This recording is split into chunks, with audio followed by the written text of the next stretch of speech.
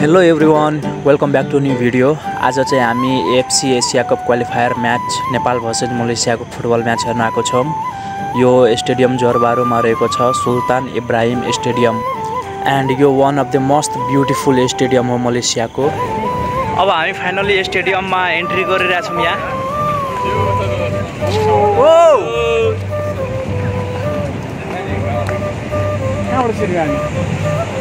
यहाँ यहाँ एन्ट्री ढोका कहाँ छ? यहाँ हो, यही हो हाम्रो नेपाली फ्यानहरू, हाम्रो साथी, हामी नेपाली सपोर्टर।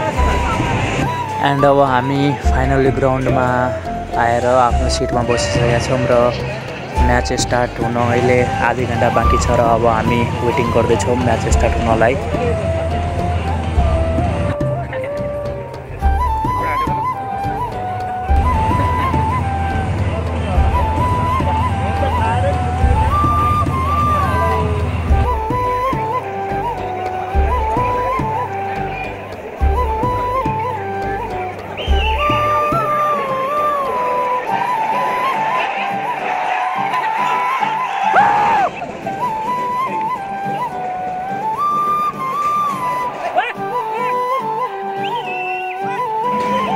अब चाहिँ फाइनली म्याच इन्ड भयो। नेपालले राम्रो प्रयास गर्यो एन्ड फाइनली मलेसियाले राम्रो खेल गरेर 2-0 म्याच इन्ड गर्यो र मलेसिया जित्यो।